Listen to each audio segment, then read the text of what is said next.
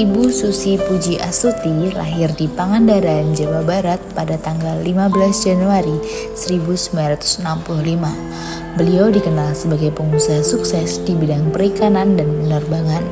Sebelum kemudian dipercaya menjadi Menteri Kelautan dan Perikanan Republik Indonesia pada periode 2014 sampai dengan 2019 pada Kabinet Kerja Presiden Joko Widodo. Berorientasi pelayanan, Ibu Susi Pujiastuti adalah sosok pemimpin yang menempatkan kepentingan rakyat sebagai prioritas utama. Dalam kepemimpinannya, beliau selalu berorientasi pada pelayanan, terutama kepada nelayan kecil dan masyarakat pesisir. Akuntabel. Di sisi lain, Ibu Susi juga dikenal sebagai pemimpin yang akuntabel. Setiap kebijakan yang beliau ambil selalu disertai dengan alasan yang jelas, transparan, dan berlandaskan data. Meski sering mendapat tantangan, beliau tidak ragu untuk mempertanggungjawabkan keputusan yang beliau ambil, termasuk kebijakan tegas menenggelamkan kapal asing pencuri ikan. Sikap ini menunjukkan integritas dan keberanian beliau dalam menjalankan amanah negara. Kompeten. Meskipun latar belakang pendidikannya kerap menjadi sorotan, Ibu Susi Pujiastuti membuktikan kompetensinya melalui kinerja yang luar biasa. Sebagai seorang pengusaha di bidang perikanan dan penerbangan sebelum menjabat menteri, ia memiliki pemahaman yang mendalam mengenai seluk-beluk industri ini. Kemampuannya dalam merumuskan kebijakan yang efektif dan berbasis data, seperti larangan penggunaan alat tangkap yang merusak lingkungan dan pemberantasan ilegal unreported unregulated fishing, menunjukkan kompetensi manajerial dan teknis yang tinggi. Ia juga tak segan belajar dan berdiskusi dengan para ahli untuk memperkuat kebijakannya. Harmonis diartikan sebagai sikap saling peduli dan menghargai perbedaan. Meskipun dikenal tegas, Ibu Susi Pujiastuti juga menunjukkan kepeduliannya terhadap sesama.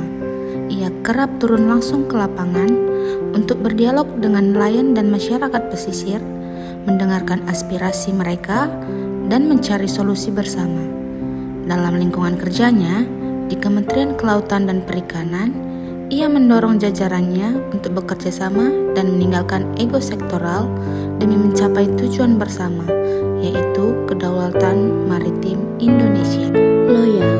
Loyalitas Susi Pujiastuti kepada Negara Kesatuan Republik Indonesia atau NKRI dan pemerintahan yang sah tidak perlu diragukan lagi.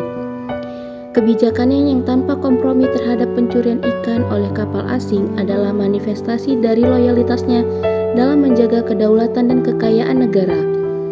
Slogannya yang terkenal, "Tenggelamkan", menjadi simbol perlawanan terhadap pihak-pihak yang merugikan kepentingan nasional. Dedikasinya untuk memastikan Laut Indonesia memberikan manfaat sebesar-besarnya bagi rakyat Indonesia menunjukkan loyalitasnya yang tinggi terhadap bangsa dan negara. Adaptif. Sebagai seorang pemimpin, Ibu Susi Pujiastuti menunjukkan kemampuan adaptasi yang tinggi dalam menghadapi berbagai tantangan. Ia tidak ragu untuk menerapkan kebijakan yang tidak populer namun diyakini efektif. Di tengah dinamika politik dan tekanan dari berbagai pihak, ia terus berinovasi dan mencari cara untuk melindungi sumber daya kelautan.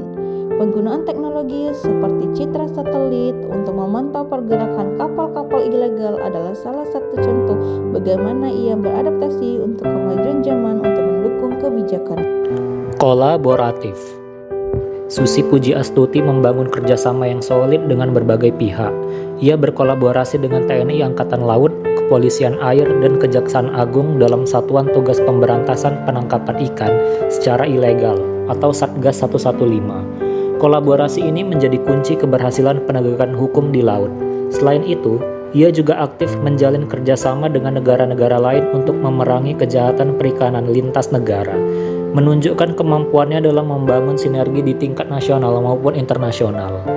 Secara keseluruhan, kepemimpinan Susi Pujiastuti selama menjabat sebagai Menteri Kelautan dan Perikanan memberikan contoh nyata bagaimana nilai-nilai berakhlak dapat diimplementasikan dalam praktik kepemerintahan.